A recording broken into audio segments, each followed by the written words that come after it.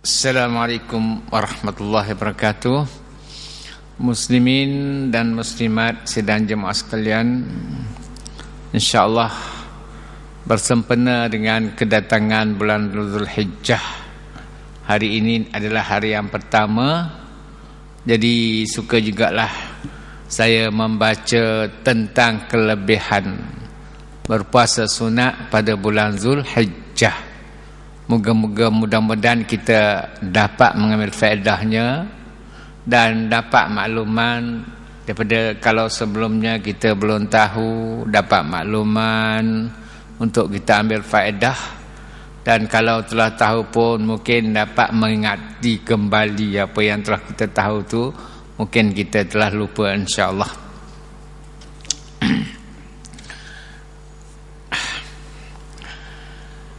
Sabda Nabi sallallahu alaihi wasallam,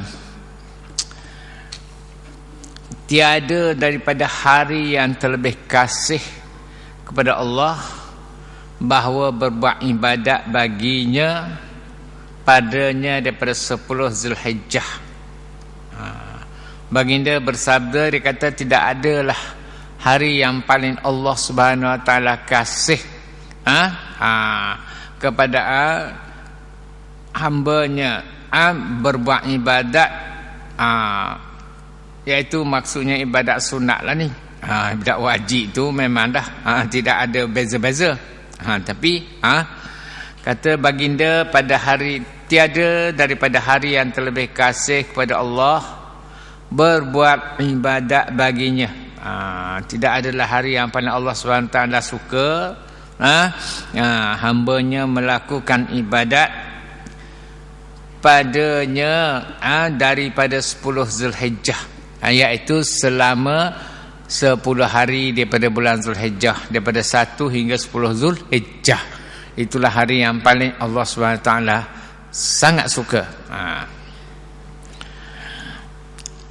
Jadi menimbangkan puasa tiap-tiap hari daripadanya dengan puasa setahun, besarnya pahala yang dikurniakan kepada hambanya yang berpuasa sunat pada hari 1 Zulhijjah hinggalah kepada 9 dan 10, iaitu pahalanya satu hari sama berat timbangan pahalanya dengan puasa setahun. Kita dengar dulu pagi ni tentang kelebihan puasa sunat bulan Zulhijjah bersempena dengan bulan Zulhijjah ni. Jadi kata baginda, tidak adalah hari yang paling Allah Subhanahu Wa Taala kasih sekali, iaitu berbuat ibadat, berbuat ibadat kepada Allah daripada 10 Zulhijjah. Bukan hari yang 10 itu, 1 hingga 10 Zulhijjah, di mana Allah Subhanahu Wa Taala menimbangkan puasa. Kita puasa pada puasa sunat di bulan Zulhijjah ni, 1 sampai 9, termasuklah ibadat kurban pula pada 10 Zulhijjah. Tiap-tiap hari padanya timbangan pahalanya dikurniakan oleh Allah Subhanahu Wa Taala sama dengan kita puasa setahun. Sama dengan puasa setahun. Kalaulah maknanya orang yang mampu atau yang bersungguh-sungguh, dia dapat buat 9 hari, sama seperti puasa 9 tahun. Dan bagi kita ni, maknanya hari ini hari yang pertama, moleknya kita kapuh lah tidaknya dengan hari yang kedua besok. Kebetulan hari yang pertama tahun ni jatuhnya pada hari Isnin, kapuh lah pula dengan esok hari Selasa. Tapi kalau dah buat lagi hari ni, jangan tak mau buat esok dah nak kapuh. Sebab sehari pahalanya seperti puasa setahun dikurniakan oleh Allah Subhanahu Wa Taala. Dan kebetulan pula lah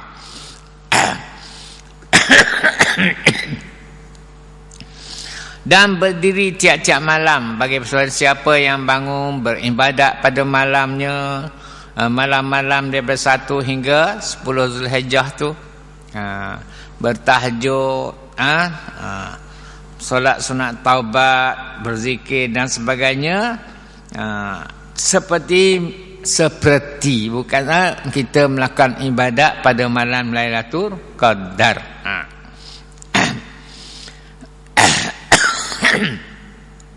Kenapakah 1 hingga 10 Zulhijjah ini besar pahala dikurniakan oleh Allah Subhanahu Wa Taala, dan Allah Subhanahu Wa Taala sangat suka hamba-Nya melakukan ibadat puasa sunat di bulan Zulhijjah ini, sebab 1 hingga ke 10 itu ada bersempenanya.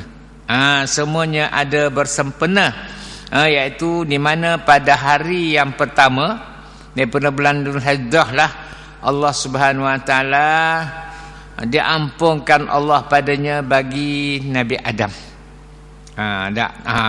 Kan Nabi Adam dia dengan sebab melanggar apa yang Allah Subhanahu Wa Taala di atas tipu daya iblis, sehingga dikeluarkan daripada syurga turun ke dunia.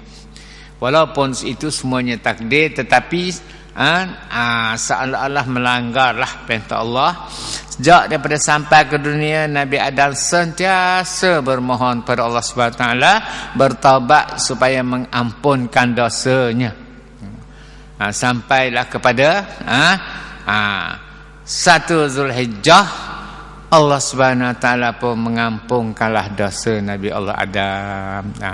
Itu sempurnanya. Sebab itulah fadilat melakukan puasa sunat pada hari itu besar pahalanya, iaitu seperti kita berpuasa setahun. Hari yang kedua pula Allah dilepaskan Nabi Yunus daripada perut ikan. Kita kata perut ikan tak? Ada sempurnanya di situ, iaitu dilepaskan Nabi Yunus daripada perut ikan. Barang siapa puasa pada hari itu, adalah ia seperti orang yang mengerjakan ibadat akan Allah Ta'ala setahun. Tak sama jugalah.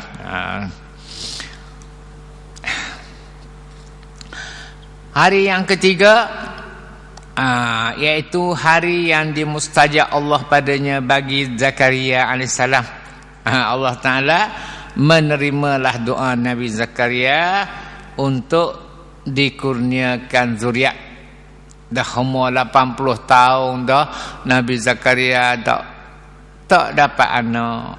Begitulah juga isterinya. Berdoalah Nabi Zakaria ni nak anak, tiba-tiba umur 80 tahun tak dapat lagi. Tiba-tiba pada hari yang ketiga itulah Allah Subhanahu Wa Taala memustajabkan, menerima doa Nabi Zakaria pada hari yang ketiga daripada bulan Zulhijjah. Dapatlah dia. Kalau nak ikut, memanglah isteri dia pun dah tua, memang sepatut nak ikut pada adatnya, tak boleh anak dah. Tapi dikurniakan oleh Allah. Doa sampailah kepada, kebetulan makbulnya doa itu pada hari ketiga Zulhijjah. Dan hari yang keempat, hari diperanakkan Nabi Isa alaihissalam. Hari keempat, hari diperanakkan Nabi Isa alaihissalam. Jadi barang siapa puasa pada hari keempat ini, nescaya dia terlepaslah daripada kesusahan dan papa. Susah-susah pun taklah sampai jadi papa, maknanya taklah sampai jadi miskin, papa kedana. Susah-susah juga, tapi terlepaslah daripada papa, daripada miskin. Dan hari yang kelimanya pula, hari diperanakkan Nabi Musa. Hari kelima diperanakkan Nabi Musa. Barang siapa puasa pada harinya, hari kelima itu, nescaya dilepaskan dia daripada nifak, dilepaskan daripada menjadi munafik, dan diamankan daripada azab. Hari yang keenam dibukakan, yakni dimenangkan Allah Ta'ala atas nabinya negeri Khaybar. Allah Ta'ala memberi kemenangan pada Rasulullah di dalam peperangan Khaybar. Peperangan Khaybar ataupun peperangan Khandaq, di mana iaitu semua kaum musyrikin, beberapa kaum lah sukunya nak buat kepungan Rasulullah di Madinah. Jadi oleh kerana mereka ini berpuak-puak, terkenal dengan peperangan Ahzab juga, lalu para seorang sahabat Nabi bernama Sulaiman Al-Farisi memberi pandangan kepada baginda supaya sekeliling kota Madinah itu digali parit yang agak dalam dan luasnya agak tidak dapat tak lepas tangkuda. Baginda bersetuju. Kemudian setelah parit semuanya selesai digali, maka datanglah puak-puak musyrikin dari beberapa golongan saat ni. Bila-bila tiba, didapati kota Madinah dikelilingi oleh parit yang luas dan dalam. Kuda pun tak lepas nak melompat. Jadi mereka pun tunggulah di situ, di luar parit itu. Dalam tunggu-tunggu sampailah kepada 3 malam menunggunya, maka Allah Subhanahu Wa Taala menurunkan ribut yang kuat. Jadi semuanya larilah. Musuh-musuh Islam lari habislah. Bak ribut sana kan ribut pasir apa. Jadi jatuhnya hari ini hari yang ke-6 lah, bulan Zulhijjah.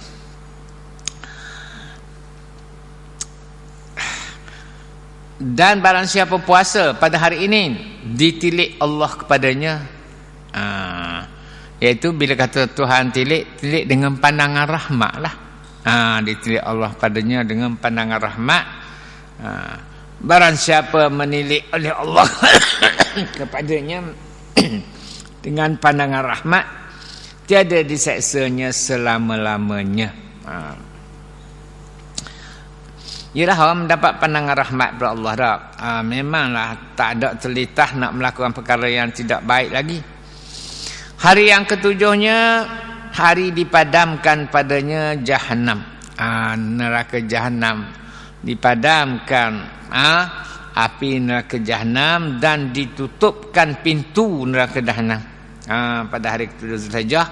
Maka tiada dibukakan daripadanya malaikat lalu 10 harinya. Malaikat lalu 10 harinya artinya hari yang ke-17 lah, 11 Zulhijjah barulah dibuka balik, setelah ditutup neraka Jahannam itu. Hari yang ke-8 hari Tarwiyah, dinamakan hari Tarwiyah. Nanti kita cerita bagi kenapakah dinamakan hari Tarwiyah. Hari Tarwiyah. Jadi barang siapa puasa pada hari Tarwiyah ini, hari ke-8 Zulhijjah, diberikan Allah daripada pahala barang yang tiada mengetahui akan dia melainkan Allah. Pahala yang sangat besar. Kalau hari 1 sampai 7 sama seperti setahun berpuasa, tapi hari ke-8 ni tak terkira banyaknya, hanya Allah Subhanahu Wa Taala lah yang mengetahuinya.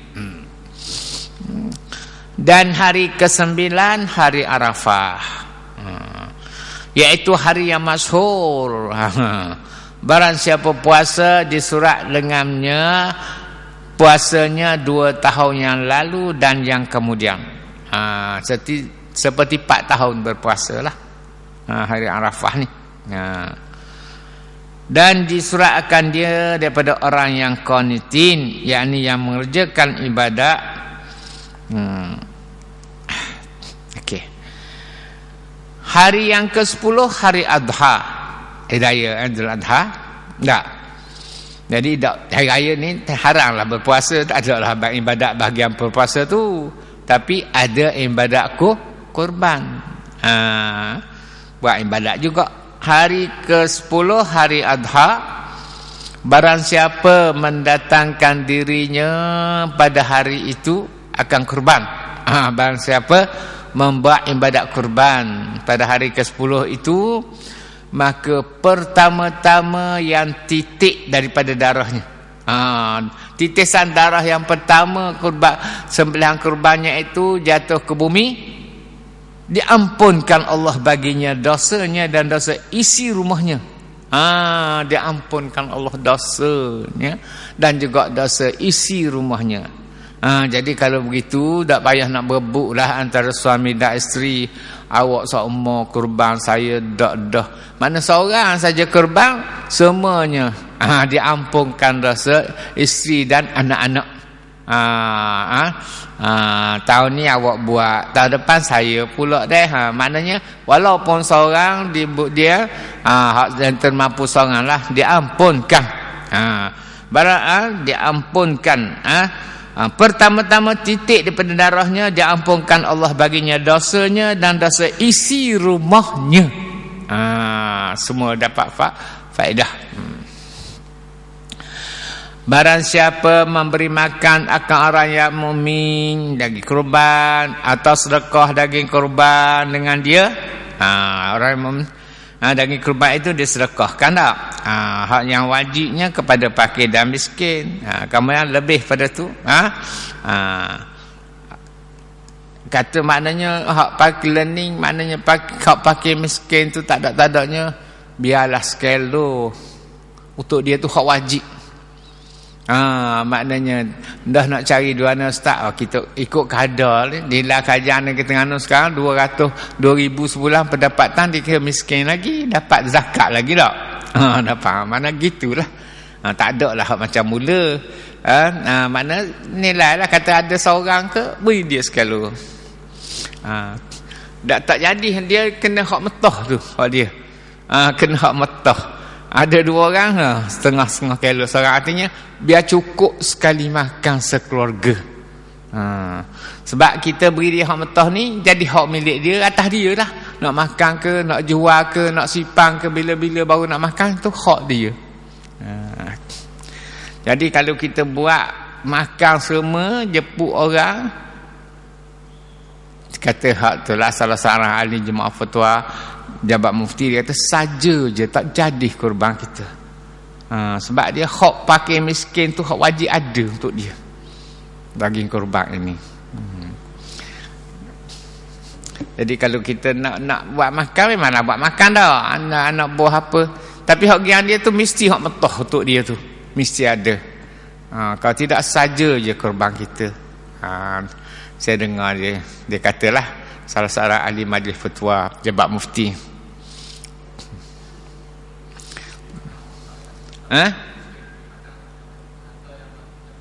Yang metah lah untuk jadi milik dia. Tak kira lah kalau adik-beradik kita pun miskin, adik-beradik berilah dia nak hak miskin, orang miskin. Ya. Gitulah kalau nak ikut, maknanya kata dah payah sangat lah ni dah. Payah, tengoklah lah ni kajian ni Terengganu, orang dapat 2,000 kan boleh dia beri zakat tau. Gitulah maknanya ramai lagi kita Terengganu ni kalau dapat 1,000 lebih sebulan tu. Lah bila cukup makan untuk satu keluarga. Hak tu dia nak makan tak makan, hak dia dah.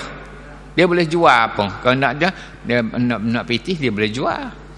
Ataupun biarlah hari ni kita simpan dulu. Dah orang ni sikit, orang ni sikit, boleh simpan makan. Begitulah. Hak dia hak tu.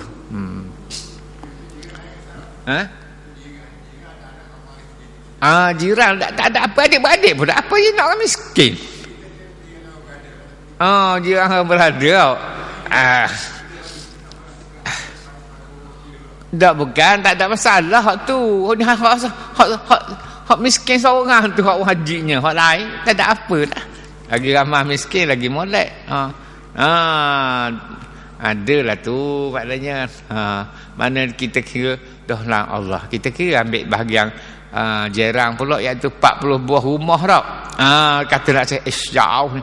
Apalah kita kira hak jarang tu 40 buah rumah. Pergi tak boleh. Kalau beri kau kapis saja je kurban kita tak jadi. Tak jadi beri makan hak metah ke beri hak masak saja je kurban. Tak kira lah, maknanya hak tu lain tak kasarlah. Tapi kalau beri hak kurban saja. Ya, semua saja tak jadi kurban kita tu. Mana jadi maknanya jadi hak kebajikan sajalah, tak ada lah hak pahala ibadat kurban tu.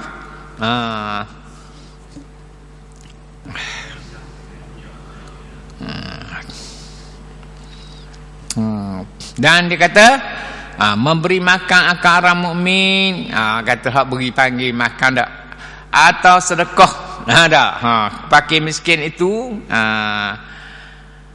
dibangkitkan pada hari kiamat besok orang yang sentosa, dan adalah timbangannya, timbangan hak kita beri sekilo tu kepada fakir miskin tak, pahalanya terlebih berat daripada bukit Uhud. Tu nak kena juga cari ke dia tu. Terlebih berat daripada bukit Uhud. Dah betul bah, itulah maknanya pemurah dan pengasih dan penyayangnya Allah Subhanahu Wa Taala kepada hamba-Nya dak. Kepada hamba-Nya Allah Maha Kaya. Sebab apa? Bukan senang nak beli. Nak dapat nikmat akhirat dengan ibadat ni dak erok. Kecuali ambil peluang hak Tuhan bagi hak lebih-lebih ginilah. Pahala bonus daripada ibadat-ibadat sunat ni lah. Hak sembahyang fardu tu hak wajib ditunaikan, tak buat berdosa tak. Hak sunat ni tak buat tak ada apa-apa, tapi kalau buat tu besar sangat fadilat Allah Subhanahu Wa Taala kurniakan. Bukan senang nak dapat nikmat syurga. Tambah ledak dengan lawang. Lawang dengan nilai yang besar yang kita bawa.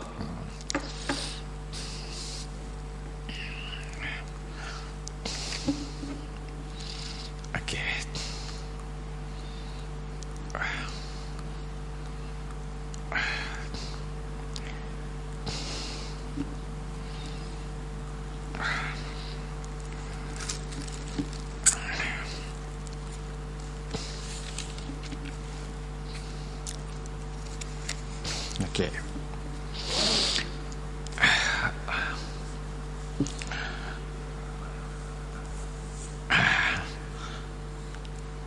Dan daripada Abi Hurairah radhiyallahu anhu, daripada Nabi sallallahu alaihi wasallam, berpuasa hari Arafah. Hari Arafah tahun ni jatuh pada hari Selasa lah. Raya hari Rabu tak. Hari 8 hari Tarwiyah, boleh kapus selalu. Tarwiyah dengan Arafah. Daripada Abi Hurairah radhiyallahu anhu, daripada Nabi sallallahu alaihi wasallam, kata baginda, berpuasa pada hari Arafah disuratkan Allah baginya dengan sebilang-bilang orang yang puasa demikian hari itu, dan sebilang-bilang orang yang tidak puasa daripada muslimin pahalanya. Banyak mana gak, besar mana pahala berpuasa pada hari Arafah, hari 9 Zulhijjah. Seramai mana bilangan orang Islam puasa dalam dunia pada hari itu, dan hak tak puasa banyak tu lah dapat pahala. Besarnya besarnya berpuasa pada hari Arafah. Daripada Abi Hurairah radhiyallahu anhu, daripada Nabi sallallahu alaihi wasallam, berpuasa, barang siapa puasa kata baginda hari Arafah, disuratkan Allah baginya dengan sebilang-bilang, sebanyak mana orang yang puasa pada hari itu seluruh dunia ni. Itulah maknanya rahmatnya, kayanya Allah Subhanahu Wa Taala, dan kasih dan sayangnya Allah Subhanahu Wa Taala kepada hamba-Nya.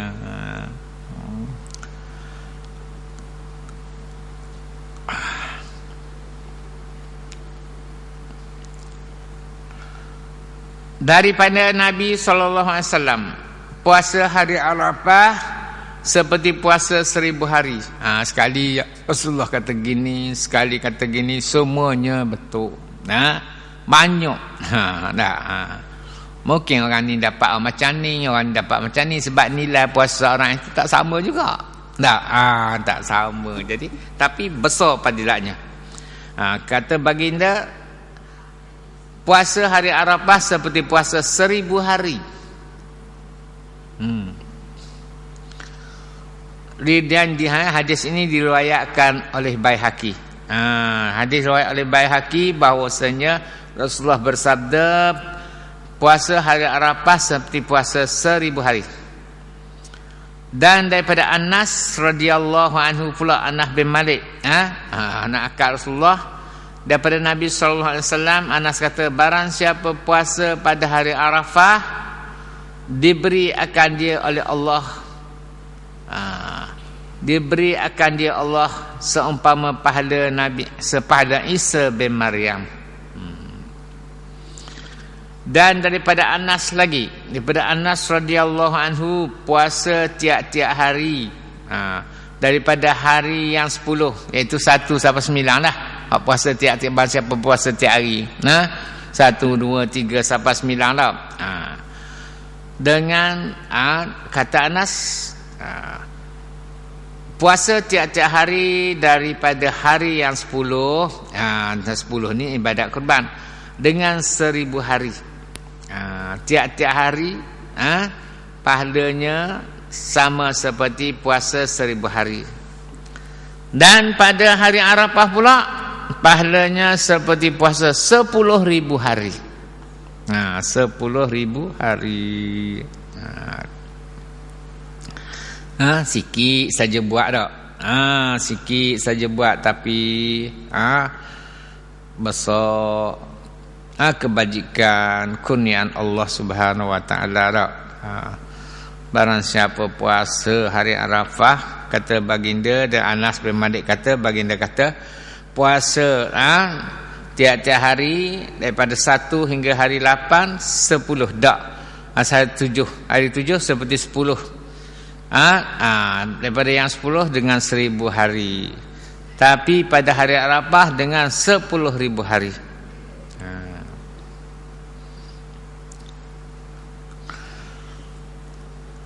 Satu daripada Aisyah radhiyallahu anha, daripada Siti Aisyah, kita dah bagi Siti Aisyah, ada isteri baginda. Daripada Nabi sallallahu alaihi wasallam, Aisyah kata Rasulullah bersabda bahwasanya dalam syurga mahligai daripada yakut dan zabarjat dan emas dan perak. Rasulullah beritahu Aisyah, dalam syurga ada mahligai daripada emas dan perak yang bertatah dengan permata delima dan permata zamrud. Permata yakut, permata delima, zabarjat, permata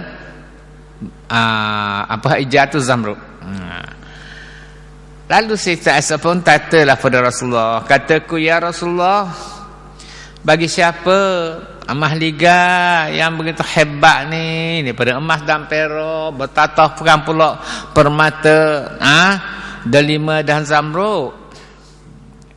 Sabdanya, lalu baginda pun menjawablah kepada Siti Aisyah, bagi orang yang puasa hari Arafah, di antara kelebihannya pula, dalam surga dapat mahligai yang begitu hebat. Okey. Kemudian baginda tambah lagi, hei Aisyah, kata baginda, barang siapa berpagi-pagi puasa hari Arafah, barang siapa puasa hari Arafah pagi lagi, kalau kita kata dak rasa lapar sikit, abuk pun lagi, pagi lagi, berpagi-pagi hari Arafah, dibukakan Allah atasnya 30 pintu daripada kebajikan. Untuk hamba kedah 30 pintu kebajikan, dan ditutup daripadanya 30 pintu daripada kejahatan. Maka apabila berbuka, dah mari berbuka puasa dah, bila berbuka dan meminum ia akan air, minta ampun baginya tiap-tiap peluh pada tubuhnya. Setiap peluh yang tubuhnya itu, sebab dia minum air, buka puasa pada hari Arafah, setiap titik peluhnya minta ampun pula untuknya. Ini kita dengar dulu tentang kelebihan puasa sunat 1 hingga 9 Zulhijjah. Habis dah.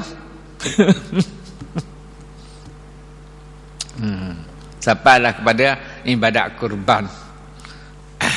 Jadi tadi saya sebut hari ke-8 dinamakan hari Tarwiyah. Hari ke-9 hari Arafah. Hari 10 Adha. Kemudian 11, 12, 13 hari Nahar. Jadi kita dengar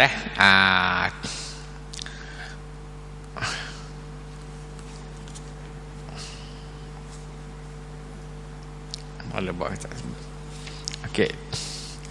Berkenaan dengan kita cantumlah berkenaan dengan hari Tarwiyah, hari 8 nama hari Tarwiyah, hari ke-9 hari Arafah. Ada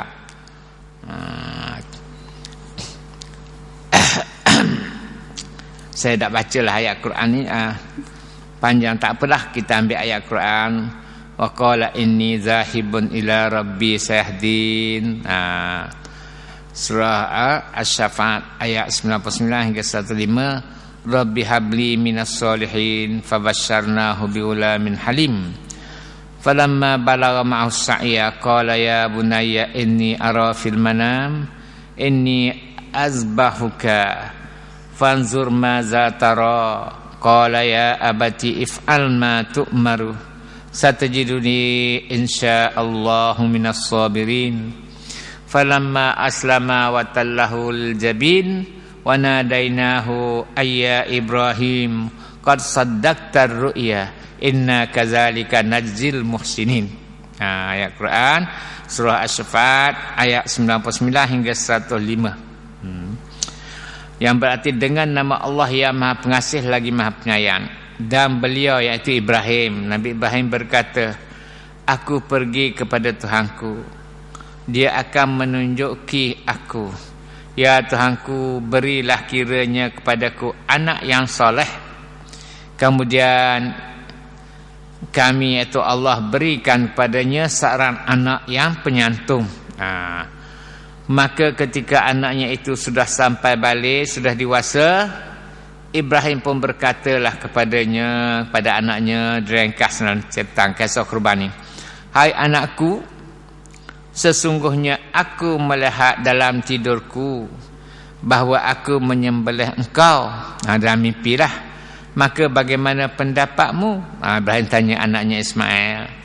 Kata anaknya, wahai bapa, lakukanlah apa yang diperintah kepada ayah. InsyaAllah ayah akan mendapatkan saya termasuk orang-orang yang sabar. Ketika keduanya telah patuh pada Allah, dia Ibrahim telah membaringkan Ismail. Falamma aslama wa tallahul jabin. Membaringkan Ismail mana dia baring mengiringlah pipi Ismail duduk di tanah, baring mengiring, lalu kami serukan. Tuhan kata bila Ibrahim buat anak sembelih itu, kami pun serukanlah, hai Ibrahim, sesungguhnya engkau telah membenarkan mimpi itu. Itu saddaqtar ru'ya. Dan sesungguhnya kami membalas orang-orang yang berbuat baik. Inna kadzalika najzil muhsinin. Kita kenapakah berlakunya peristiwa diperintah oleh Allah supaya Nabi Ibrahim mengorbankan anaknya? Dikatakan sebabnya Nabi Ibrahim ini menyembelih anaknya Ismail kerana Nabi Ibrahim sebelum ini, Nabi Ibrahim telah berkorban 1000 ekor kambing. Dia seorang yang kaya, saudara.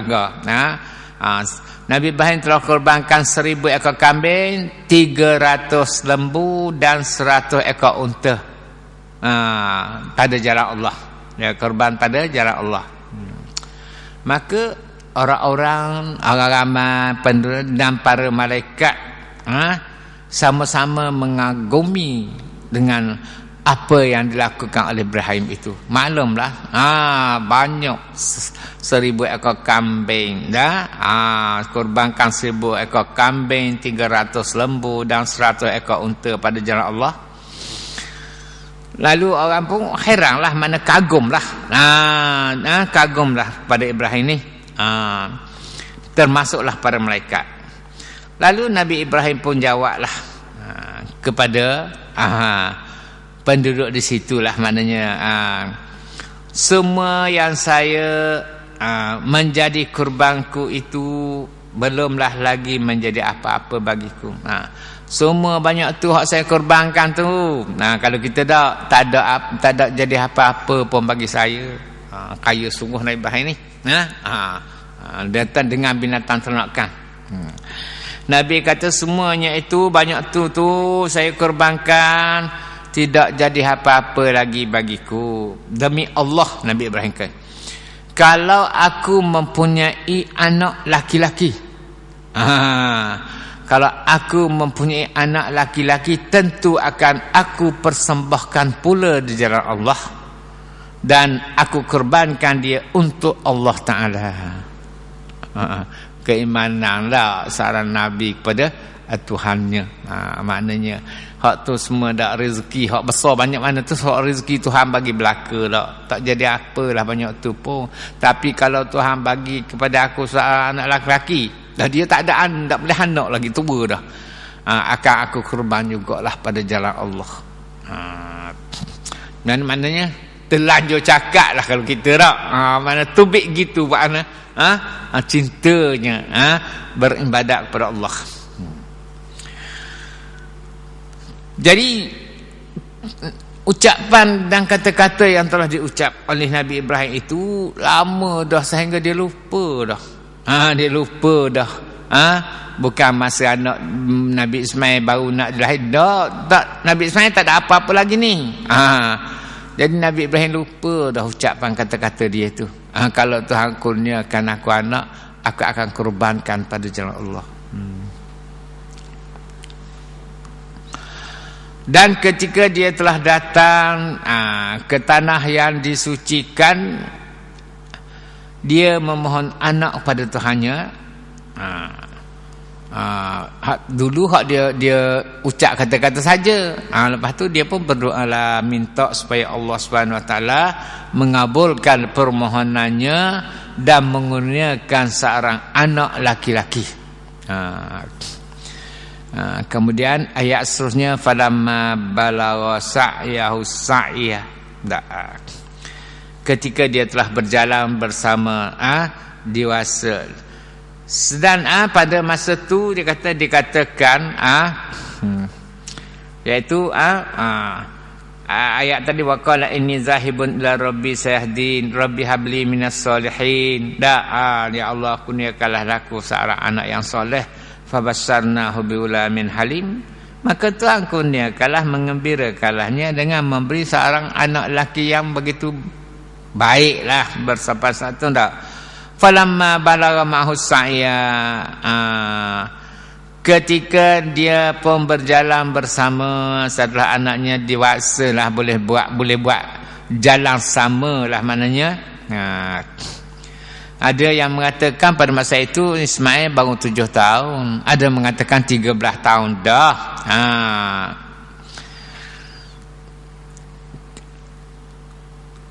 Maka dikatakanlah kepada Ibrahim dalam mimpinya, bila anak dia dah berumur 13 tahun pula, Tuhan pun masuk mimpi lah kepada Ibrahim.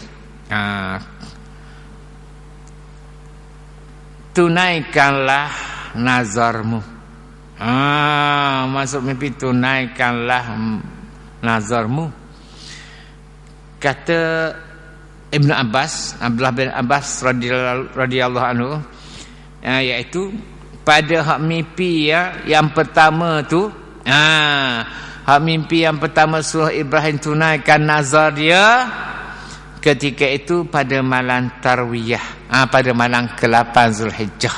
Pada malam ke-8 Zulhijjah. Nabi Ibrahim bermimpi ada suara yang mengatakan, "Hai Ibrahim, tunaikanlah nazarmu." Nazar lah kan, dia kata kalau boleh dapat anak pun dia nak korbankan untuk Allah. Asal salah silah jadi gitu tu. Jadi pada harinya, esok hari ke-8 tak? Nabi Ibrahim pun berfikirlah, apakah mimpi itu daripada Allah atau dari syaitan? Jadi berfikir ni kalau kita lenggak dah, kita fikir lenggak terkata mimpi, apakah mimpi ni pada Allah atau daripada syaitan? Duk fikir. Jadi berfikir dalam bahasa Arabnya, kata kerja dia tarawau. Sedangkan kata benda yang disebut tarwiyah. Jadi berfikir dalam bahasa Arabnya tarwiyah. Maka sebab itulah hari yang ke-8 itu dinamakan hari tarwiyah. Kerana Nabi Ibrahim duk fikir apakah ini betul daripada Allah ataupun permainan syaitan. Suruh dia tunaikan nazar dia tu, suruh sembelih anak dia tu. Jadi pada malam ke-6 pula, malam ke-9. Nabi Ibrahim mimpi lagi. Bermimpi lagi untuk kali yang kedua dengan keadaan sama. Iaitu ada suara yang mengatakan, "Hei Ibrahim, tunaikanlah nazarmu." Begitu juga malam esoknya, malam ke-9. Jadi pagi besok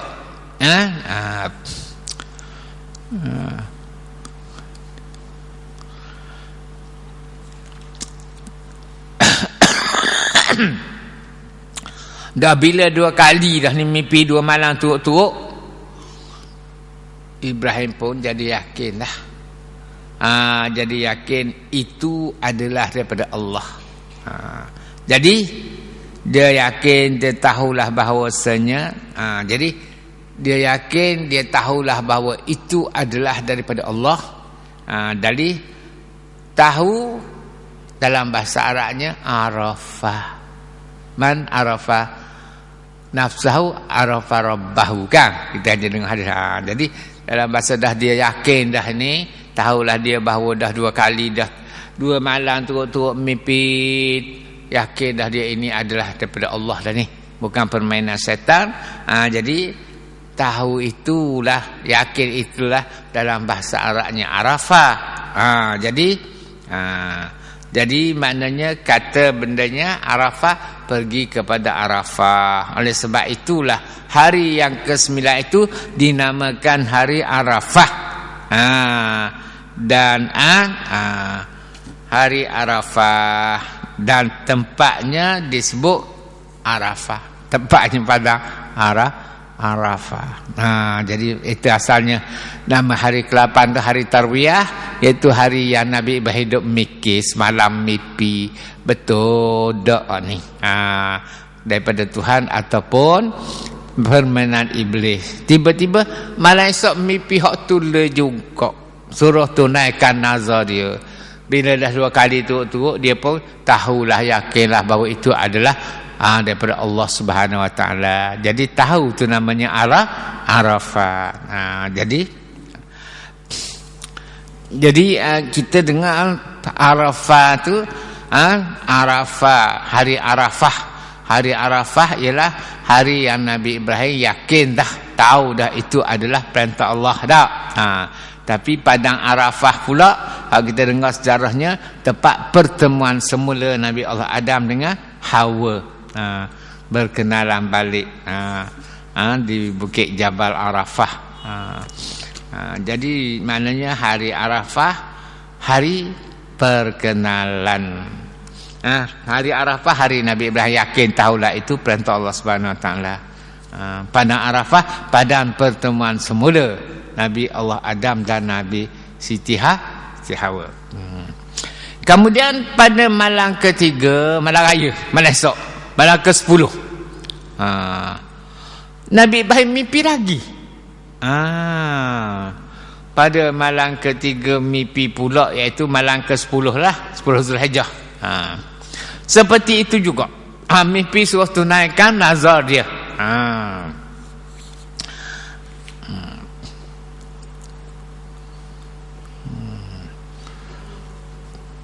Jadi pada malam ketiga dia mimpi lagi seperti hak 2 malam lepas berturut-turut dah, jadi 3 malam berturut-turut dah lah.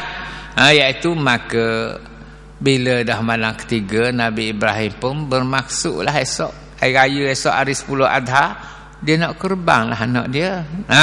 Sebab tu kurban tu pada hari raya Adha, hari ke-10 sejarahnya. Sejarahnya. Ya.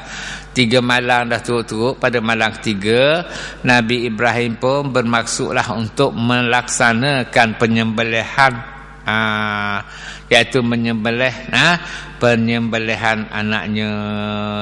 Dan menyembelih dalam bahasa Arabnya nahar. Kata kerja, iaitu dinamakan hari nahar, nahrun. Oleh sebab itu hari itu disebut dengan hari nahar. Sebab tu hari 11, 12, 13 tu nama hari nahar lah, sebab hari-hari yang dilakukan ibadat kurban.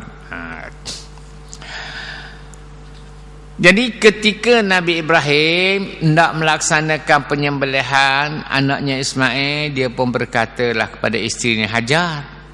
Dia kata, "Hai Ismail." Hai ibu Ismail. Ibrahim kata kepada Hajar, "Ibu Ismail, beri pakailah anakmu itu Ismail dengan pakaian yang paling cantik. Kerana aku akan datang mengambilnya. Aku akan datang menemuinya besok." Gitulah mana. Maka Hajar pun pakailah anaknya Ismail itu dengan pakaian cantik. Pakai minyak rambut, menyisir rambutnya. Dan Ibrahim pun datang, lalu Ibrahim mengambil tali dan sebilah pisau. Ambil tali dan pisau. Kemudian dia pun pergilah bersama. Pergi mendekat dengan kota Mina. Dekat dengan Mina. Pergi. Ketika Nabi Ibrahim sampai dekat dengan Mina, Nabi Ibrahim pun nak melaksanakanlah penyembelihan.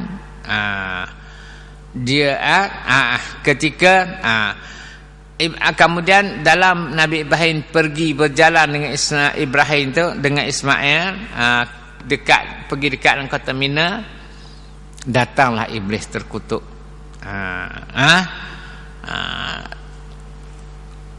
Jadi sibuk iblis ni.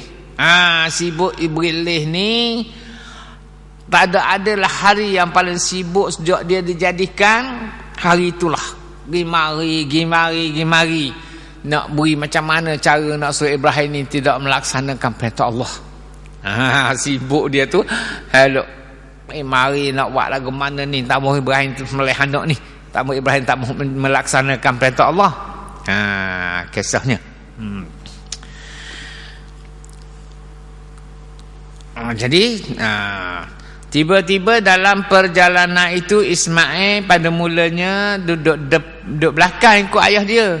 Tiba-tiba sampai dekat Mina, Ismail pun pelaju jalan pergi duduk belah depan. Depan ayah dia, depan Nabi Ibrahim. Maka lalu iblis pun pergilah kepada Nabi Ibrahim. Pergi. Apakah engkau tidak perhati, mudah tengok tentang ketampanan anakmu, badannya yang begitu tampang, rupanya yang begitu lawa, serta dia pula anak yang berbudi bahasa bersopan. Lalu Ibrahim jawab, benar, tapi aku telah diperintahkan aku telah diperintahkan untuk mengorbannya, bukanlah maknanya saja-saja aku nak korban. Tak. Jawab Ibrahim pada iblis, aku telah diperintahkan. Jadi bila Nabi Ibrahim jawab gitu, aku telah diperintahkan, iblis putus asa lah, memang tak degih lah. Dan dia kata dia nak tunaikan apa yang diperintahkan oleh Allah. Tak berdegihlah. Maka iblis pun pergilah pula kepada Hajar. Dia kata Ibrahim ni tak degih dah, dan jawab dia diperintahkan nak lakukan apa yang diperintah oleh Allah. Dia pergilah pada Hajar. Saya berkata, iblis pun katalah pada Hajar, dia ngupa seorang, bagaimana engkau duduk-duduk saja ni, sedangkan Ibrahim pergi dengan anakmu untuk menyembelih anak kamu? Kata Hajar, bapa mu senang lenang, nampaknya duk senang lenang. Tahu tak Ibrahim pergi tu nak menyembelih Ismail? Kata iblis. Jawab Hajar, jangan bohong. Dia kata jangan bohong. Saya tidak pernah dengar pun seorang ayah yang akan menyembelih anaknya sendiri. Dia Ibrahim, jangan nak bohonglah. Aku tak hanya lagi dengar seorang ayah menyembelih anak sendiri.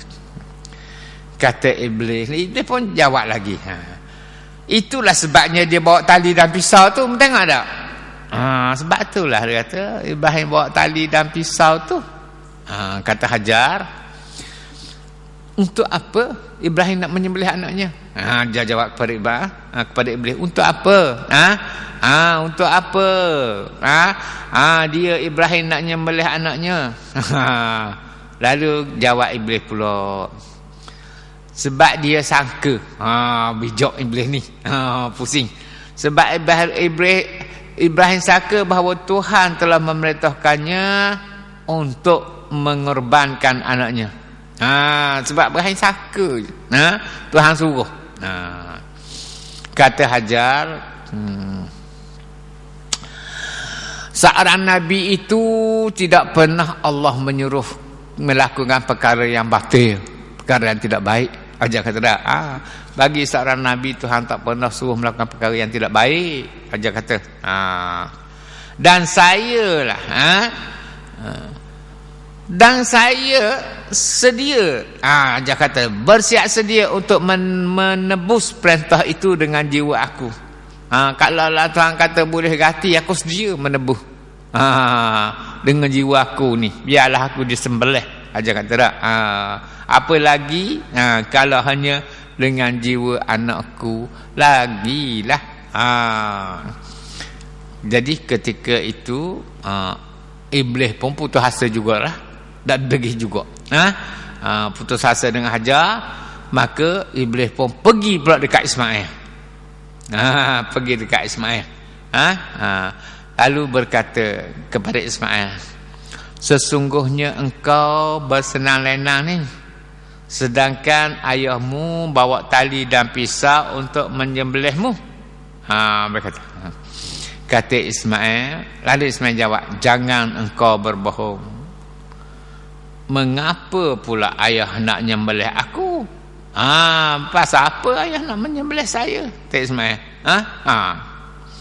Kata iblis, sebab ayahmu menyangka bahawa Tuhan telah menyuruh untuk suruh menyembelih kamu.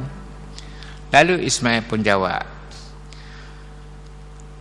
kami memerhatikan dan mentaati perintah Tuhanku. Kalau begitu, dah kalau awak kata ayah saya sangka Tuhan perintah, memanglah kami ini memperhatikan, sentiasa mengambil perhatian dan mentaati perintah Tuhan. Jawab Ismail. Kata iblis,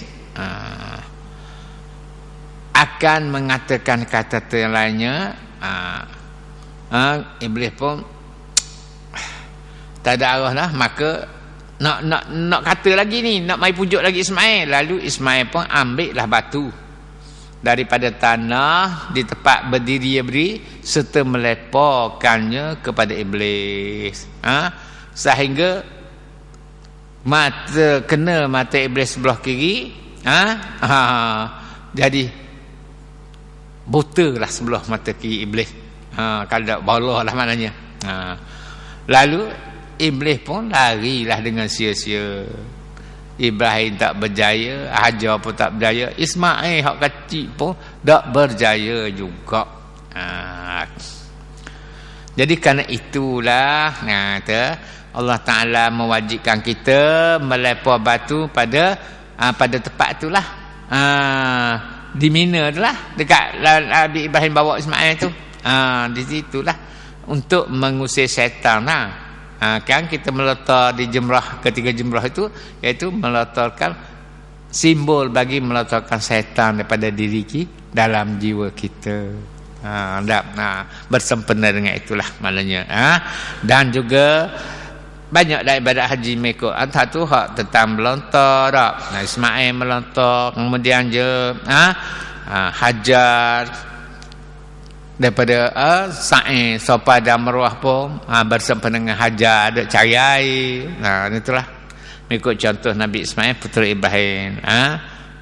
Begitulah suruh kita buat haji melontar di jumrah di Mina, di tiga-tiga jumrah, iaitu mengikut contoh Nabi Ismail putera Ibrahim. Jadi ketika Ibrahim AS sampai ke Mina sekaranglah Mina tempat sekarang lah, maka dia berkatalah bila sampai dia pusing, dia pun berkatalah kepada puteranya, Nabi Ibrahim kata pada, ya anakku, sesungguhnya aku melihat di dalam mimpi, barulah nak bagi tahu. Nabi Ibrahim nak bagi tahu kepada Ismail ni. Iaitu falamma qala ya bunayya inni ara fil manam, ayat Quran, inni azbahuka fanzur ma tara. Dia kata, wahai anakku, sungguhnya aku melihat dalam tidurku bahawa aku menyembelih engkau, maka bagaimana pendapatmu? Qala, lalu Ismail pun menjawablah, ya abati if'al ma tu'maru. Lakukanlah apa yang diperintahkan kepada ayah. Maknanya solehnya. Kalau anak lain batakat nak gelepar bapalah, suruh buatkanlah ayah, lakukanlah apa yang diperintah padamu. Satajiduni insyaallah minas sabirin. Kau akan dapati saya insya-Allah daripada golongan orang-orang yang sabar. Ismail jawab kepada ayah dia. Tak.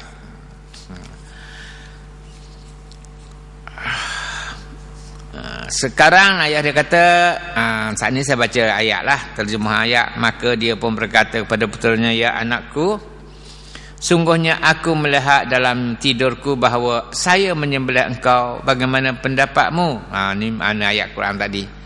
Artinya terangkanlah kepadaku pendapat, maksudnya bagaimana pendapatmu tu, maksudnya Nabi Ibrahim tanyalah pendapat anak dia, terangkanlah pendapatku. Terangkanlah kepadaku pendapatmu, apakah engkau bersabar atas perintah Allah atau engkau nak minta ampun? Minta ampun, minta maaf sebelum saya lakukannya. Ini adalah ujian daripada Nabi Ibrahim pada puteranya, dan Nabi Ibrahim kata gitu tak. Nabi kata, terangkan, beritahu pada aku, pada ayah, pendapatmu, apakah engkau bersabar atas perintah Allah ataupun engkau nak minta maaf, minta ampun, minta dilepaskan, jangan lakukan sebelum saya lakukannya. Jadi kenapa Nabi Ibrahim kata itu? Itu adalah juga sebagai ujian Nabi Ibrahim terhadap anaknya. Ujian daripada Ibrahim untuk puteranya, apakah puteranya akan menjawab dengan penuh perhatian atau ketaatan ataupun tidak.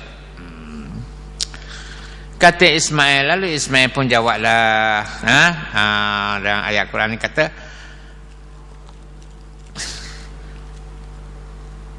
if'al ma tu'maru satajiduni insyaallah minas sabirin. Buatlah sebagaimana kamu diperintahkan, insyaallah kamu akan dapati aku ini di antara golongan orang-orang yang sabar. Wahai ayah, kemudiannya apabila Nabi Ibrahim, wahai ayahku, kerjakanlah apa yang ayah diperintahkan, insya-Allah ayah akan mendapatkan aku bersabar terhadap apa saja yang diperintahkan kepada ayah untuk menyembelih. Jadi ketika Nabi Ibrahim AS mendengar kata-kata puteranya, dia menyedarilah bahawa doanya kepada Allah telah dikabulkan. Iaitu telah dikabulkan, iaitu Rabbi habli minas salihin. Iaitu Tuhan kabul mana? Iaitu Tuhan terima doa Nabi Ibrahim supaya Nabi Ibrahim Allah kurniakan kepada Nabi Ibrahim seorang anak yang soleh. Dah terima perintah Allah. Walaupun menggadaikannya. Ya Tuhanku, berilah kepada Rabbi habli minas salihin, artinya ya Tuhanku, berilah kepadaku anak yang soleh. Maka dia memuji Allah, berterima kasih kepada Allah yang dengan sebanyak-banyaknya. Kemudian Ismail alaihissalam pun berkatalah kepada ayahnya, wahai ayah, saya ingin sampaikan beberapa pegangan kepada ayah, iaitu hendaknya ayah mengikat tangan saya. Sebelum sembelih ni ikatlah tangan saya supaya saya tidak gelepar lah kita, saya tidak bergerak-gerak. Sebab kalau ayah tengok saya kalau dak masa sembelih tu, kalau dak ikat tangan saya duk gelepar, amat menyakitkanlah, menyulitkanlah, menyedihkanlah hati ayah. Sebenarnya pesan, ikatlah tangan saya supaya saya tidak gelepar. Sebab kalau saya gelepar, dah ikat setulah saya gelepar, akan menyedihkan sangatlah hati ayah. Ketik sebenarnya.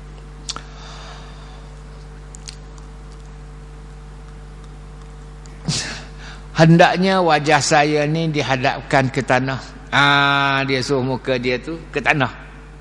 Berngiring gitu, jangan sembelih belah lenggak. Belah lenggak ayah dia akan tengoklah muka anak dia, lagu mana sakitnya anak dia, perik ke lagu mana tak.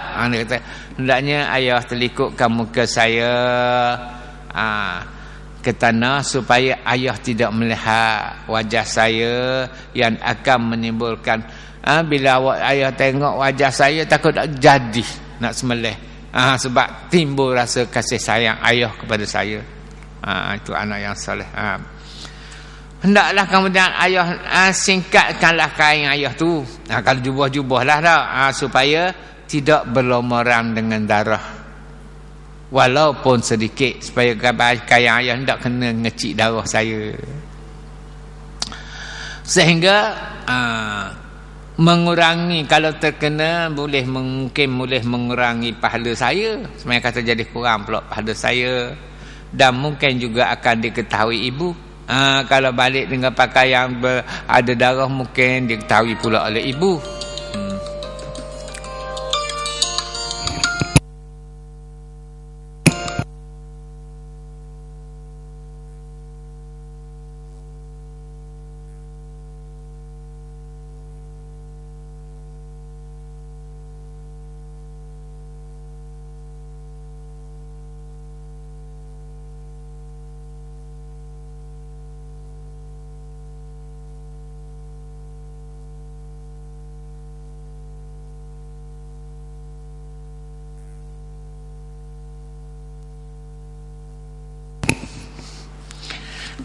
Kalau nampak darah pada pakaian, tentulah mak tahu pula.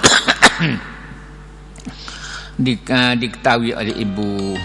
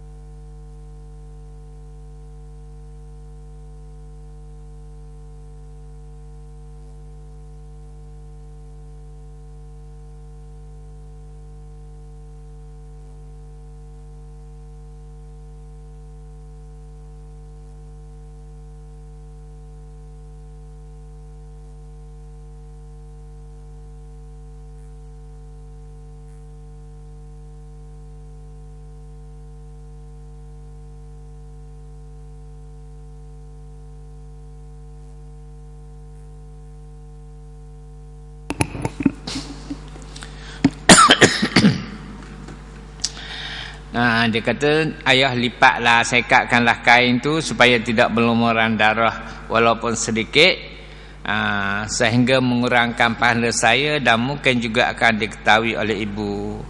Jadi bila ibu tahu, tentulah ibu menjadi susah. Kemudian Ibrahim kata lagi pada ayahnya, ayah, hendaklah ayah mengasah pisau ayah itu dengan lebih tajam lagi supaya mempercepatkan jalannya di atas leher saya, supaya lancar perjalanan penyembelihan, supaya memperingat bila sembelih laju-laju ringanlah sikit sakit saya, kata Ibrahim. Hendaklah ayah membawa baju saya ini pada ibu sebagai kenang-kenangan, dan katakanlah kepadanya, bersabarlah engkau terhadap perintah Allah. Ismail pesan pada ayah dia. Jangan diberitahukan padanya bagaimana cara ayah menyembelih saya dan bagaimana ayah mengikat tangan saya. Hendaklah ayah tidak membawa, dan ayah janganlah membawa budak-budak yang sebaya dengan saya ni ke rumah, supaya ibu nanti ibu akan teringat kepada saya kembali.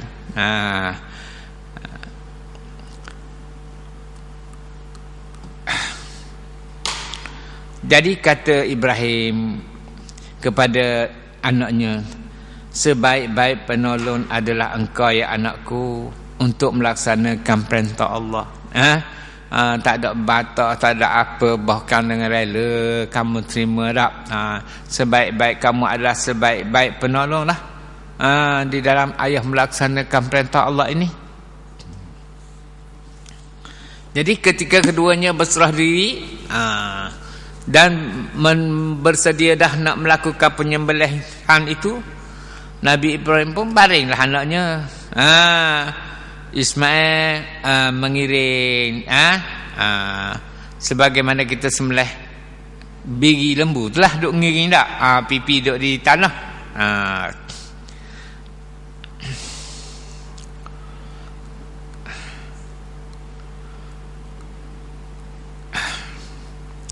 Ada pendapat menceritakan bahawa Nabi Ibrahim telah melukukkan wajah Ismail, tutup muka Ismail dengan isyarat supaya dia tak tengoklah muka Ismail itu, takut menimbul lagi rasa kasih sayang, tak jadi pula. Dan adalah dia kata pelaksanaan penyembelihan itu di tepi batu besar di kota Mina sekarang. Di Mina, tepi batu besar kota Mina sekarang. Dan ada kata tempat itu dekat dengan Mina. Itulah kurban di sana lah. Buat kurban kita pergi haji ni, bayar dam tu. Lalu Ibrahim pun meletakkanlah pisau pada leher puteranya. Maka mulalah menyembelih dengan sangat kuat lah. Anak dia pesan tersewak, pelaju biar kurang sakit saat ni. Dengan kuat sekali, tetapi tidak mampu untuk melukakan leher anaknya. Tak luka. Tak luka. Sungguhnya Allah Subhanahu Wa Taala pun membukalah mata para malaikat di langit dan di laut pada ketika di mana satu kali malaikat pada ketika mereka para malaikat itu melihat bahawa Nabi Ibrahim akan menyembelih puteranya iaitu Ismail, mereka semua pun malaikat pun semua bersujud pada Allah. Firmanallahu ta'ala, lalu Tuhan pun berfirmanlah kepada para malaikat, perhatikanlah olehmu semua kepada hamba-Ku bagaimana dia melakukan pisau di atas leher puteranya dan mencari keredaanku, sedangkan kamu semua dulu ketika Allah Subhanahu Wa Taala baru tahu nak menjadikan satu makhluk yang bernama manusia Adam, kamu para malaikat pernah berkata, inni ja'ilun fil ardi khalifah, qalu ataj'alu fiha man yufsidu fiha wa yasfiku dima'a wa nahnu nusabbihu bihamdika wa nuqaddisu lak. Artinya kamu telah berkata kepadaku para malaikat, sungguhnya aku menjadikan di muka bumi itu seorang khalifah sungguhnya aku, Tuhan kata aku nak menjadikan di muka bumi seorang khalifah. Apakah engkau menjawab, apakah engkau menciptakan orang yang akan berbuat kerosakan di bumi dan akan menumpahkan darah kerana permusuhan, sedangkan kami semua malaikat ini semuanya maha suci engkau, memahasucikan engkau, itu melakukan apa yang diperintah sahaja, taat segala perintah kamu. Kemudian bila takluk katanya lah, ni hak ikut kitab ni, Ibrahim takluk, maka Ismail pun berkatalah pada ayahnya, wahai ayahku, lepaskan tali tanganku dan kakiku. Lepaslah tali yang ikat di tangan dan kaki. Untuk apa tu? Supaya Allah Ta'ala tidak memandang saya ni sebagai orang yang terpaksa, tapi dengan keredaan, artinya terpaksa dalam mentaati perintah Allah Ta'ala. Bahkan Ismail kata, letakkanlah pisau itu supaya para malaikat mengetahui bahawa putera Ibrahim Al-Khalil itu mentaati perintah Allah dengan ikhtiar, dengan kehendak, bukan dengan terpaksa, iaitu dengan pilihannya sendiri. Maka Nabi Ibrahim pun meletakkanlah kedua tangan Ismail dan kedua kakinya, buanglah ikatan sana, serta memalingkan mukanya ke tanah, lalu meletaklah pisaunya dengan sekuat tenaga. Tiba-tiba pisau tu jadi terbalik mata. Dah pukul ni dia terbalik.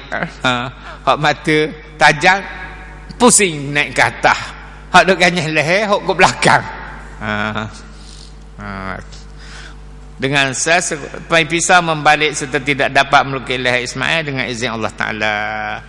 Katalah Ismail, wahai ayahku, kekuatanmu menjadi lemah kerana kas masih ada rasa cintamu padaku ni. Dajjal tak sembelih lagi, tak luk lagi ni, sehingga ayah tidak dapat menyembelih saya. Maka Nabi Ibrahim pun lepo pisau dia. Nah, kuat dah ni, apa dah luk ni. Padahal pisau balik. Memukul pisaunya itu pada batu. Tajamnya pisau sana tak, batu sana pecah. Pecah batu. Kerana tajamnya, kata Ibrahim, hai pisau, engkau mampu membelah batu, tapi kamu tidak dapat memotong daging. Pisau pun berkatalah, jawab pada Ibrahim, dengan izin Allah Ta'ala, hai Ibrahim, engkau mengatakan, kamu kata potonglah. Kamu kata pada pisau, pisau. Pisau pun kata dengan izin Allah Ta'ala, hai Ibrahim, kau kata potonglah. Sedangkan Allah seru sekalian alam berfirman, jangan engkau potong. Tuhan kata kepada aku, kata ya, ikut bukan kata pisau jawab. Maka bagaimana saya nak mentaati engkau sedangkan saya mesti merendah, mesti pula menderhakai Tuhan. Kata pisau. Kemudian Allah Ta'ala pun berfirman, dan kami Allah menyuruh, hai Ibrahim, sesungguhnya engkau telah membenarkan mimpi. Sebagaimana ayat Quran, bila dan Nabi Ibrahim sembelih dah anak ni, walaupun tak luk dah jadi, wanadainahu, Tuhan pun menyuruhlah pada Ibrahim, ayya Ibrahim qad saddaqtar ru'ya, sungguhnya kamu telah membenarkan mimpi kamu. Mimpi iaitu yang Allah memerintah suruh menyembelih anaknya. Inna kazalika najzil muhsinin. Sungguhnya merupakan orang yang mentaat. Sungguhnya kamu termasuk golongan orang-orang yang berbuat baik. Sungguh demikian, maka kami membalas orang-orang yang berbaik, iaitu orang-orang yang mentaati perintahku. Sesungguhnya ini adalah ujian nyata, iaitu penyembelihan itu adalah ujian yang nyata untuk memisahkan antara yang ikhlas dan yang tidak ikhlas.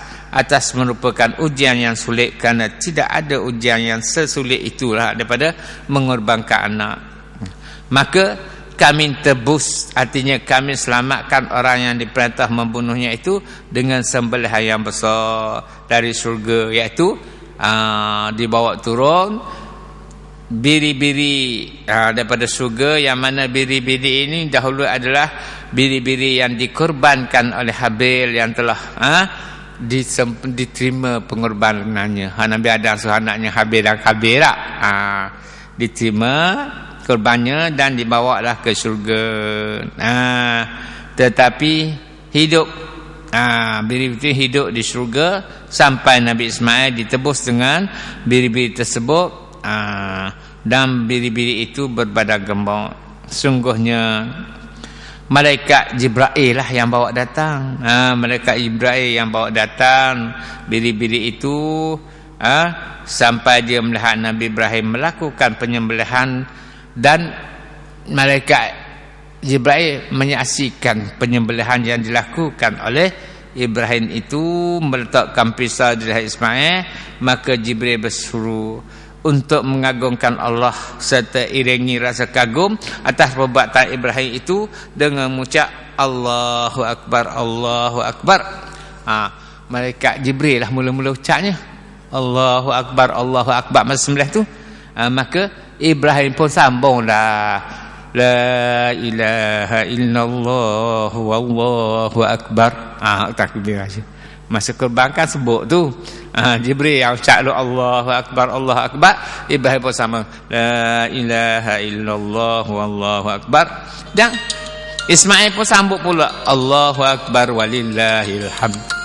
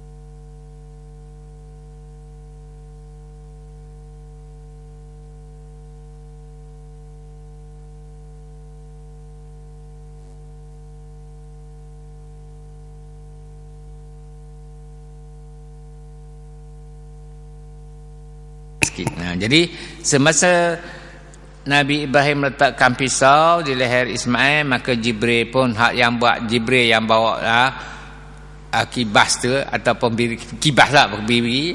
Jadi Jibril lah masa Nabi Ibrahim letak tu, Jibril kata Allahu Akbar, Allahu Akbar, Allahu Akbar. Lalu dijawab oleh Ibrahim, la ilaha illallah wallahu akbar. Ismail pula sambut Allahu Akbar walillahil hamd. Maka Allah Ta'ala menganggapkan kalimah itu baik yang diucapkan oleh tiga saat ni, Nabi Ibrahim, Nabi Ismail dah. Satu ucapan yang baik, lalu menjawabkan lalu Allah Ta'ala pun mewajiblah kepada kita semua mengucapkan pada hari-hari nahar, pada hari-hari penyembelihan, dari hari raya, hari 11, 12, 13, kerana mengikut sunnah Nabi Ibrahim. Takbir ini mengikut sunnah Nabi Ibrahim. Dari Ibn Abbas radhiyallahu anhu, Ibn Abbas kata, kalaulah penyembelihan itu terlaksana jadi sungguh secara sempurna, nescaya orang tua menyembelih anaknya itu hukumnya sunat lah pula jadi 9 anak. Kata Abdullah bin Abbas. Tu bagi dia kata, kalaulah terlaksana sungguh penyembelihan itu, nescaya jadi sunat pula lah ayah sembelih anak. Tak kedai dah. Abu Hanifah rahimahullahu ta'ala telah berdalil melalui ayat tadi bahawa barang siapa menazar menyembelih anaknya, maka wajib baginya menyembelih seekor kibas.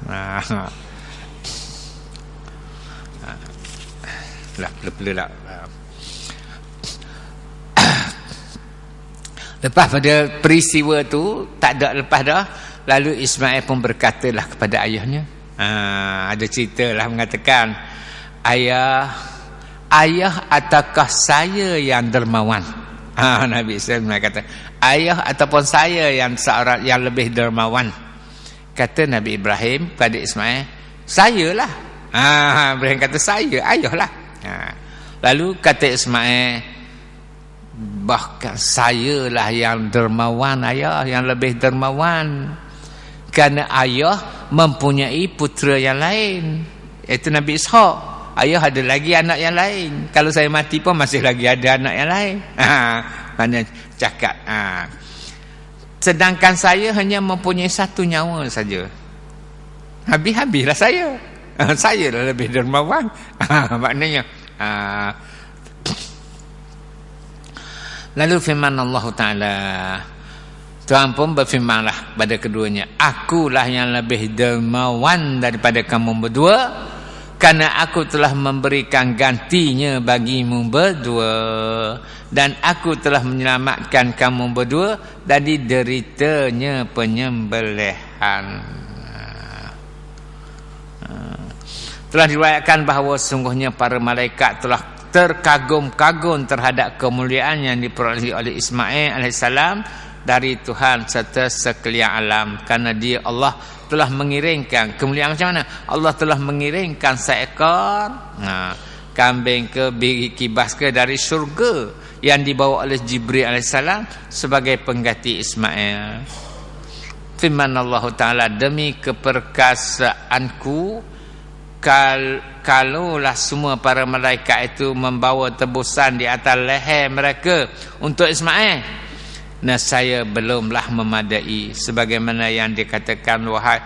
Maknanya kalaulah seorang setiap malaikat bawa seekor untuk tebu Ismail, Tuhan kata tak memadai lagi kalau nak banding dengan kata-kata Ismail kepada ayahnya, wahai ayah, lakukanlah apa saja yang diperintahkan kepada ayah, insya-Allah ayah akan mendapati saya orang yang bersabar.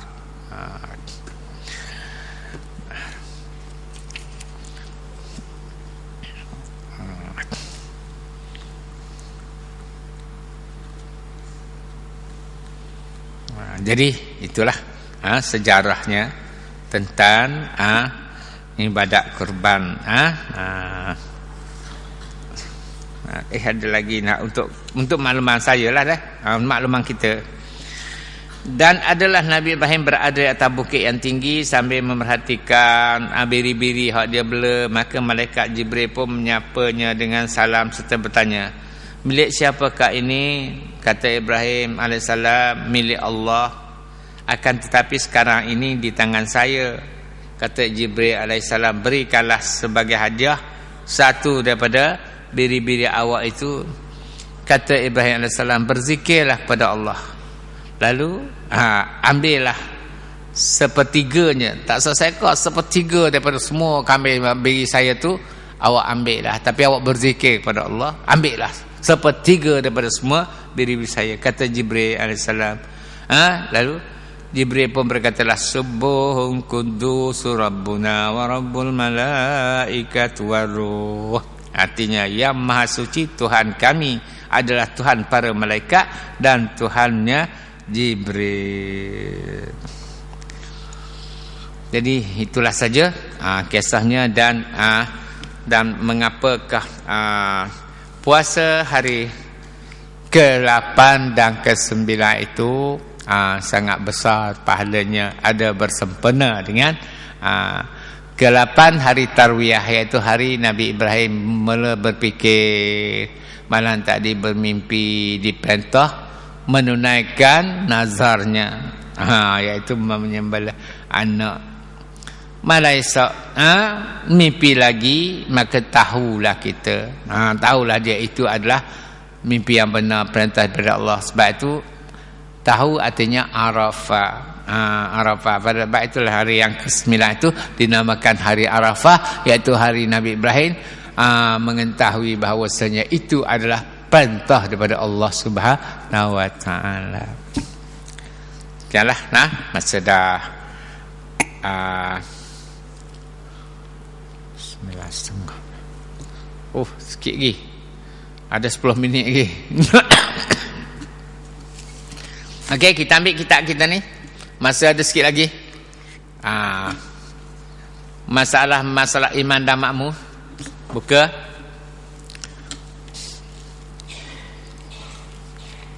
Buka kitab tentang masalah iman dan makmum. Masa masih ada.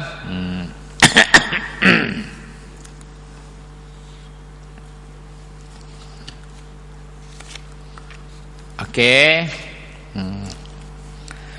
Buka muka surat 10. Tentang takbiratul ihram.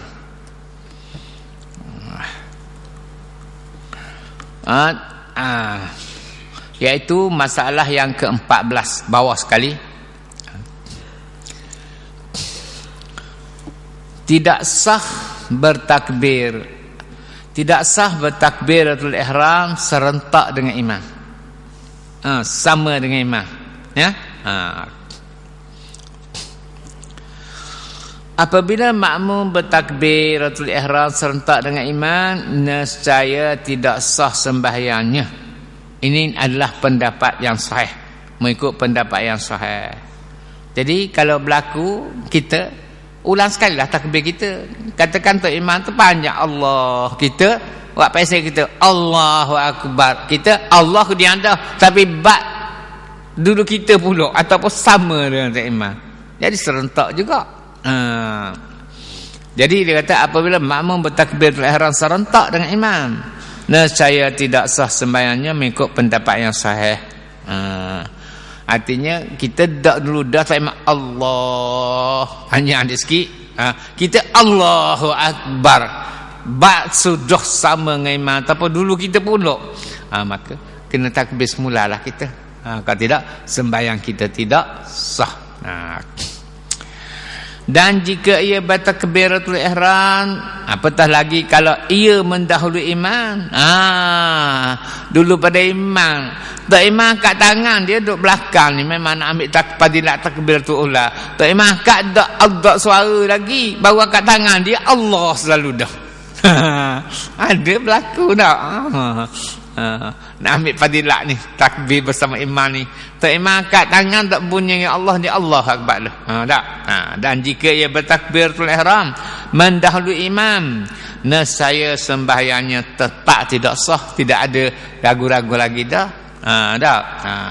Kalau bersama pun tak sah dah, apatah lagi dulu tetap lagi tidak sah maksudnya.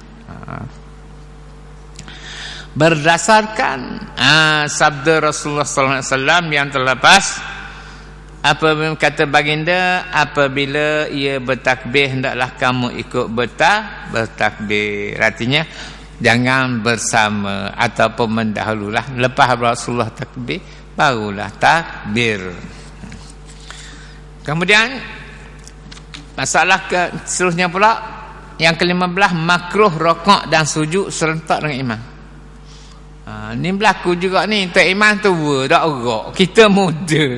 Tak imam Allah Akbar, kita decung pada patah-patah dah kita. Tak. Ataupun tak imam dengan tertib ternim, kita pasang askar dam. Tak. Makruh rokok sujud serta dengan imam. Jika makmum melakukan rokok, sujud dan sebagainya daripada rukun-rukun fi'li serentak dengan imam, solatnya tidak batal, tetapi perbuatannya itu makruh. Makruh berdasarkan sabda Rasulullah sallallahu alaihi wasallam yang terlepas, apabila kata baginda, apabila ia rokok hendaklah kamu ikut rokok. Lepas baginda rokok dulu, barulah sahabat rokok. Dan perbuatan itu juga menghilangkan fadilat berjemaah. Walaupun makruh, sembahyang sah, tapi menghilangkan fadilat berjemaah. Bukan keseluruhan sembahyang, tak pada bahagian itu. Katakanlah kita dah rokok dulu pada takbir Allahu Akbar, slow kita rokok selalu. Hak rokok tu hilang fadilat berjemaah kita. Bukan keseluruhan sembahyang, tak pada bahagian-bahagian kita mendahului imam. Betul kata imam Allahu akbar sujud turun je. Kita orang sehat gagah turun lalu. Dan kita dulu. Maka sembahyang tidak batal tapi makruh. Makruh dalam bahagian berjemaah ini hilang pahala berjemaah, fadilat berjemaah pada bahagian itu, bahagian yang kita mendahulukan imam.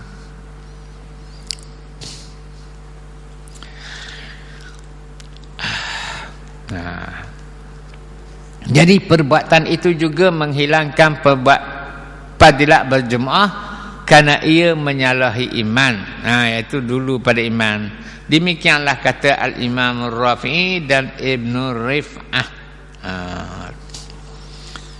Kemudian bagaimana pula dengan salam? Salam serentak dengan imam. Menghilangkan fadilat berjemaah juga. Jika makmum memberi salam serta dengan imam, maka hukumnya ada dua pendapat. Pendapat yang lebih sahih dari keduanya ialah perbuatan itu tidak membatalkan solat tetapi menghilangkan fadilat berjemaah kerana menyalahi imam.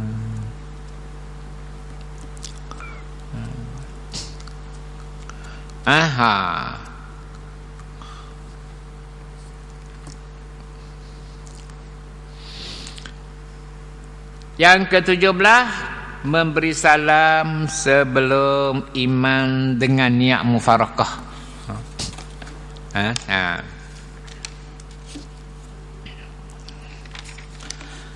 Jika makmum memberi salam sebelum imam, beri salam dulu daripada imam maksudnya. Tapi dengan niat mufarakah, dia niat berpisah dengan imam. Maka hendaklah ditilik. Ini kalau kita panggil dia.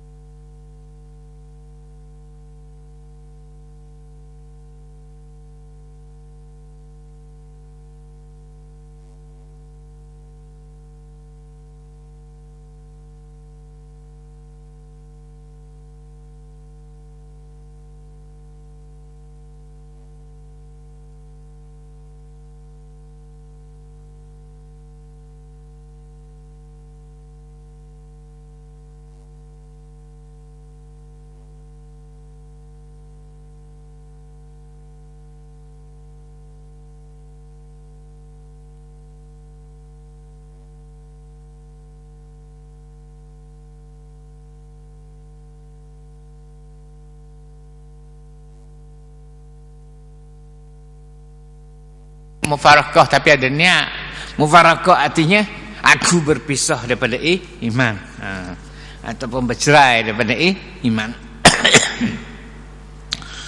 Jika makmum memberi salam sebelum iman dengan niat mufarakah atau berpisah daripada iman, maka hendaklah ditilik.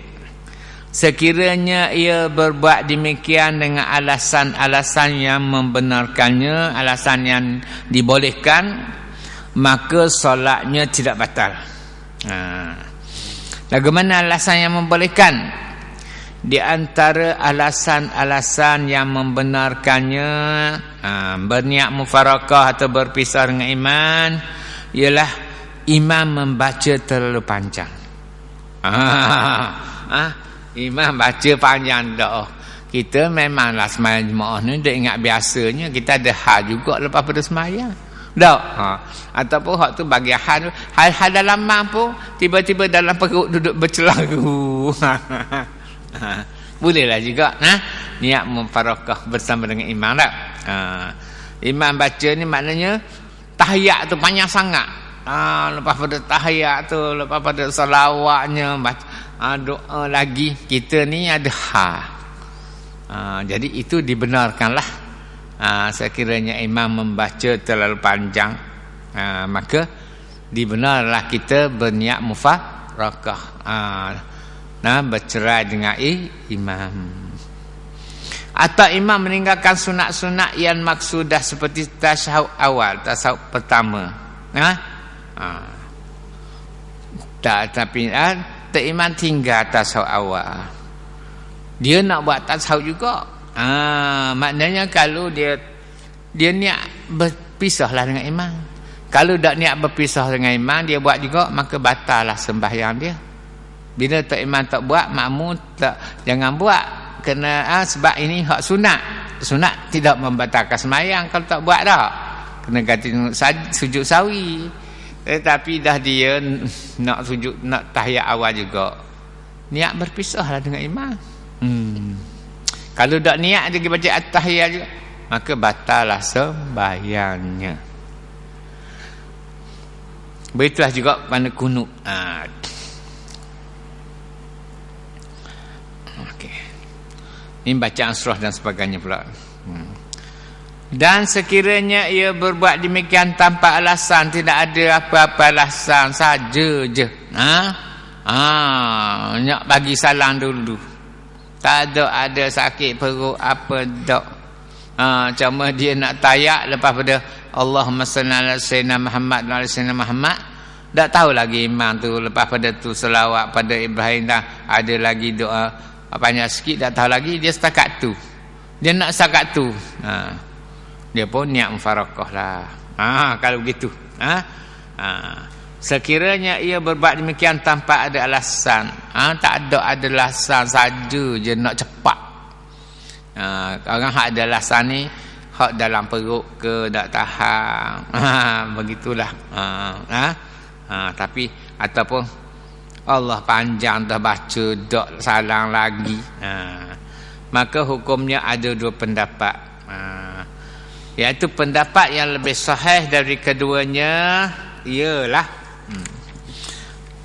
salatnya tidak batal, habis. Tetapi sekiranya makmum berbuat demikian, bagi salam dahulu daripada imam tanpa niat mufarakah, dengan tidak berniat mufarakah, sedangkan dia tahu, dia bukan ada belajar, dia tahu memang tak boleh buat gini. Kalau hak jahil tak ada masalah. Sedangkan dia tahu dasda bahawa dia mengikut iman, dia adalah makmum mengikut iman, maka solatnya batal tanpa khilaf lagi. Tak ada khilaf, dah batal. Maknanya dia tahu dia sekarang menjadi makmum, tapi dia baca sekat Allahumma salli ala sayyidina Muhammad wa ala sayyidina Muhammad, tambah dah. Nak berhenti dah. Dia pun niat mufarakah, sedangkan dia tahu tak ada alasan pun. Tak ada nak cepat, ada keperluan untuk cepat ke, tak ada keperluan untuk ketandah ke, tak ada. Dia tahu, dan dia pun tak tahu lagi tak imam baca sepanjang mana. Lepas pada dia salawat saja dah, tambah dah terus bagi salam, maka solatnya batal dengan tidak ada khilaf lah. Kalau tidak niat bercerai dengan imam, solatnya batal, kerana dia melakukan dua perbuatan yang haram.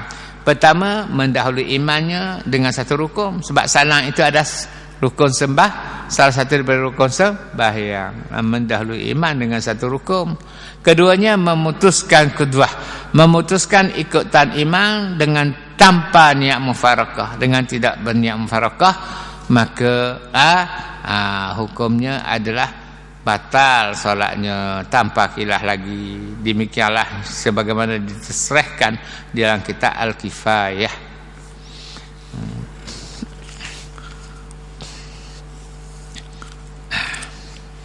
Jadi nak niat farakah pun ada alasan jugalah, ada alasannya. maknanya dalam perut bergelora ke, ataupun panjang doa kita habis kama sallallahu taala Sayyidina Ibrahim tu lama dah habis lagi tu imam. Tak apalah tu nak berniat mufarakah pun tidak batal sembahyang, sebab ada alasan yang sesuai lah, yang membolehkan. Tapi kalau baru Allahumma salli ala Sayyidina Muhammad wa ala Sayyidina Muhammad, tak tahu lagi tu imam nak baca panjang lagi. Lepas tu tak ada perut bergelora, tiba-tiba malah niat mufarakah.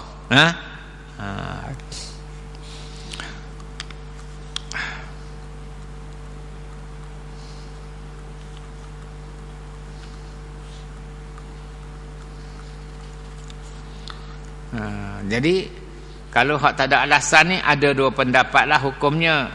Pendapat yang lebih sahih daripada keduanya ialah solatnya tidak batal. Tapi kalau dia terus bagi salam dengan tidak niat mufarakah, sedangkan dia tahu dan sedar bahawa dia mengikut iman, maka solatnya batal lah. Kalau tidak ada niat mufarakah, tanpa khilaf lagi dah. Sebab apa? Di situ dia telah melakukan dua perbuatan yang haram. Pertama, haram mendahului iman dengan satu rukun. Sebab salam itu adalah salah satu dari rukun sembahyang. Dia dulu pada iman. Yang keduanya pula, dia memutuskan ikutan iman tanpa dengan niat mufarakah. Maka nak derah batal pula semayang, jadi tidak sah pula jadi batal. Kemudian masalah ke-18, makmum wajib mengikut iman. Kita minggu depan pula lah. Masa dah cukup pukul 11. Semua kita ni ada urusan. Dah ingat Ustaz berhenti pukul 11 habis lewat, tambung lagi. Tak. Jadi kita berhenti di situ, insya-Allah lah. Minggu depan, hari Senin depan, hari Tarwiyah. Hari Senin depan dah. Puasa lah. Sekurang-kurangnya ambil 2 hari, hari Tarwiyah dengan hari Arafah. Tidaknya, sebab kedua-dua hari ini fadilatnya sangat besar. Kalau hari Tarwiyah tu macam berpuasa 4 tahun.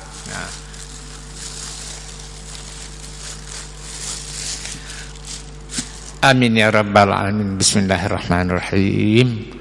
Alhamdulillahirabbil alamin, hamdan yuwafi ni'amahu wa yukafi mazidah. Ya rabbana lakal hamdu kama yanbaghi li jalali wajhika wa azim sultanik. Allahumma salli ala sayyidina Muhammadin wa ala sayyidina Muhammad. Allahumma inna nas'aluka ridhaka wal jannah wa na'udzubika min sakhatika wan nar. Allahumma inna na'udzubika min ilmin la yanfa' wa min qalbin la yakhsha' wa min nafsin la tasma' wa min du'a'in la yustajabu lah.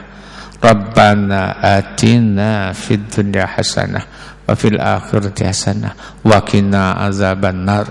Wassallallahu alaihi wasallam Muhammadin wa ala alihi wasallam. Alhamdulillahirabbil alamin. Taqabbalallahu minna.